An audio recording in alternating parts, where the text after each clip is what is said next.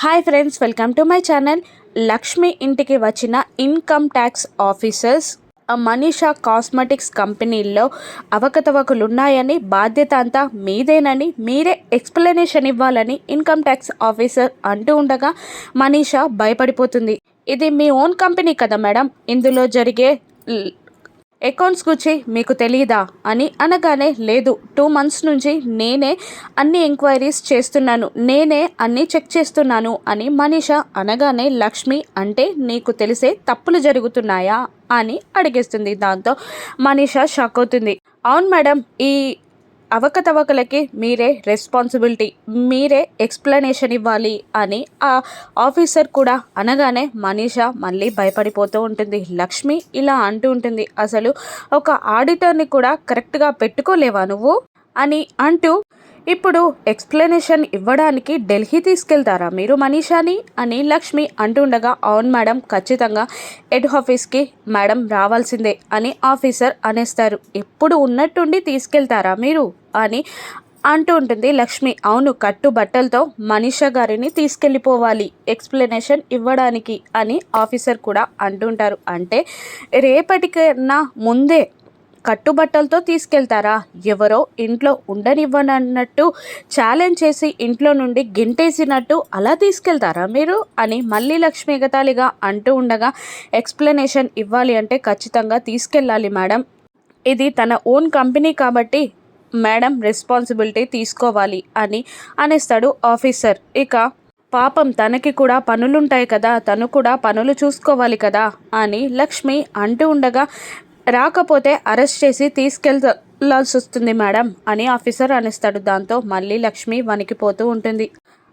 ఇక లక్ష్మి మాటలని మిత్ర ఆపేస్తూ, ఆగు లక్ష్మి నువ్వు అని అంటూ, మనీషా ఒక మంచి ఆడిటర్ని పెట్టుకొని అకౌంట్స్ చెక్ చేసుకోవా నువ్వు అని అంటూ ఆఫీసర్తో ఇలా అంటుంటాడు.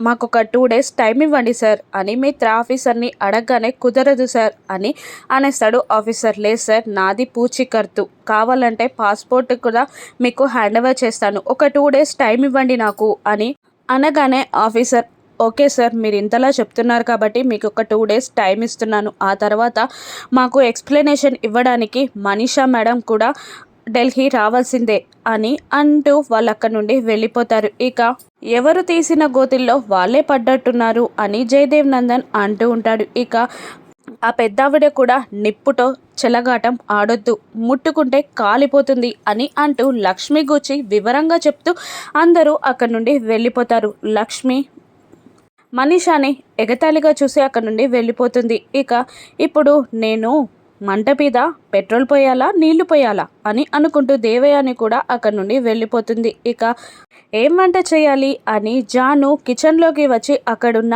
మామిడికాయని చూసి, మామిడికాయ పప్పు చేద్దాం అని అనుకుంటూ మామిడికాయను పట్టుకోగానే వివేక్ అక్కడికి వచ్చి జాను అని పిలుస్తుండగా, వివేక్ని కాస్త ఆట పట్టిద్దాం అని అనుకుంటూ ఆ మామిడికాయని తన వెనకాల దాచుకుంటుంది జాను.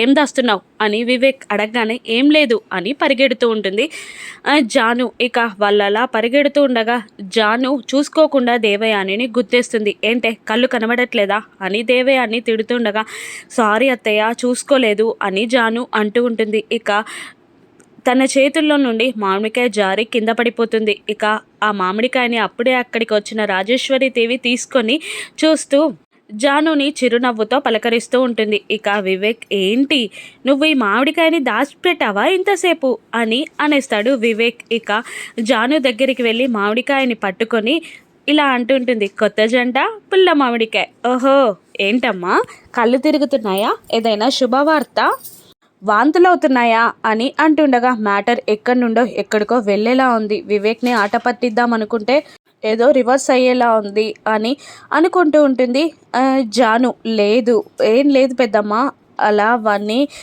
అదే ఆయన్ని కాస్త ఆట పట్టిద్దామని ఇలా చేశాను అని అనగానే, దేవయాని కోపంగా, పెళ్ళై 6 నెలలు అవుతుంది, ఇంకా నెల తప్పకపోవడం ఏంటి, ఒకవేళ నీకు పిల్లలు పుట్టకపోతే ఇంట్లో నుండి గెంటేస్తా అని అరిచేస్తుంది. దాంతో అదేమైనా మార్కెట్లో దొరికే వస్తువా, టైం రావాలి అని వివేక్ అంటూ ఉండగా, నాకు పెళ్ళైన 3 నెలలకే నేను నెల తప్పాను అని దేవయాని అంటుంటుంది. ఇక రాజేశ్వరి కూడా జానుకి అడ్డంగా నీకేమైనా పిచ్చి పట్టిందా, ఎందుకలా మాట్లాడుతున్నావు అని అనగానే ఇప్పుడే తేలిపోవాలి, లేదంటే నీలాగే గొడ్రాలుగా మిగిలిపోతుంది జాను కూడా అని అనగానే బాధగా ఫీల్ అవుతూ ఉంటుంది రాజేశ్వరి దేవి. ఇక వివేక్ జాను అక్కడి నుండి వెళ్ళిపోతారు. ఇక దేవయాని కోపంగా తిట్టుకుంటూ పైకి వెళ్ళిపోతుంది. ఇక జాను కోపంగా ఉండడంతో వివేక్ కూల్ చేయడానికి ప్రయత్నిస్తూనే హాస్పిటల్కి వెళ్దాం అని అంటూ ఉండగా అదేమైనా నాలో లోపం అనుకుంటున్నారా మీరు కూడా అని అంటూ కోపంగా విసురుగా అక్కడి నుండి వెళ్ళిపోతుంది. ఇక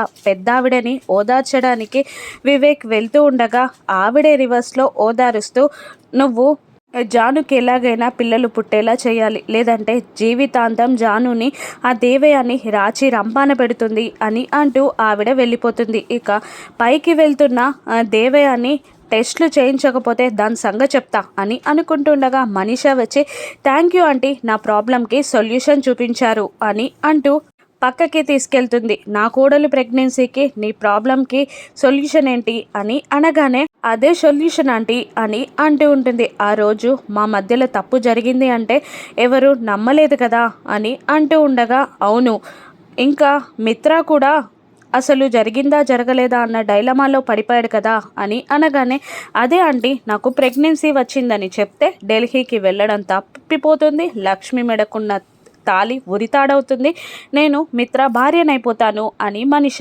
అనేస్తుంది. కానీ ప్రెగ్నెన్సీ లేని కడుపు అంటే చాలా రిస్క్ కదా, ఆల్రెడీ లక్ష్మి ఇది చాలా ఎంక్వైరీ చేస్తుంది అని అనేస్తుంది దేవయాని. లేదు, ఖచ్చితంగా ఇదే సొల్యూషన్ అంటూ మనీష ప్లాన్ చేస్తుంది. ఇక నైట్ పూట బెడ్ సెట్ చేస్తున్న లక్ష్మి దగ్గరికి మిత్ర వెళ్ళి రేపు మనీష ఢిల్లీ వెళ్తుంది కదా అని అనగానే అవును, వెళ్ళి తీరాలి కదా అని లక్ష్మి అనేస్తుంది. ఇక లక్ష్మి నేను మనీషాతో పాటు ఢిల్లీ వెళ్తాను, పాపం తనకి ఇవన్నీ కొత్త కదా, నేను హెల్ప్ చేస్తాను, ఎంతైనా తను ఇంత రోజుల పాటు నాతో ట్రావెల్ చేసింది కదా అని మిత్ర అంటూ ఉండగా కోపంగా చూస్తూ ఇలా అంటుంటుంది లక్ష్మి, మీరొద్దు, కావాలంటే వివేక్ని పంపిద్దాం అని అనేస్తుంది లక్ష్మి. ఇక అది కాదు, వాడికి కూడా అవన్నీ కొత్త కదా అని అంటుండగా కొత్త అయినా పాత అయినా పర్లేదు, మీరు మాత్రం వెళ్ళకూడదు అని లక్ష్మి అంటూ ఉంటుంది. అప్పుడే అక్కడికి వచ్చిన మనీష అదంతా వింటూ అవును, నా ప్రాబ్లమ్స్ని నేను సాల్వ్ చేసుకోగలను అని అంటూ ఒక్క రోజులో పూర్తయ్యే ఎంక్వైరీ వారం పట్టొచ్చు, జైలు శిక్ష కూడా పడవచ్చు, నేను జైల్లో ఉండొచ్చు, అంతేకాని నా వల్ల మీకు ప్రాబ్లమ్స్ కలిగేలా చెయ్యను అని మనీష అంటూ ఉంటుంది. మనీష మాటలకి లక్ష్మి కూడా షాక్ అవుతూ ఉంటుంది. ఇక మనీష తను ప్రెగ్నెంట్ అని మిత్రకి చెప్పేస్తుందా, ఆ నిజాన్ని లక్ష్మి ఏ విధంగా బయటపెడుతుంది, మనీష ప్రెగ్నెంట్ కాదని మనీషని మిత్ర చేతితో ఇంటి నుండి గెంటేపించేస్తుందా చేస్తుందా లక్ష్మి, రాను ఎపిసోడ్స్లో చూద్దాం. Thank you for watching.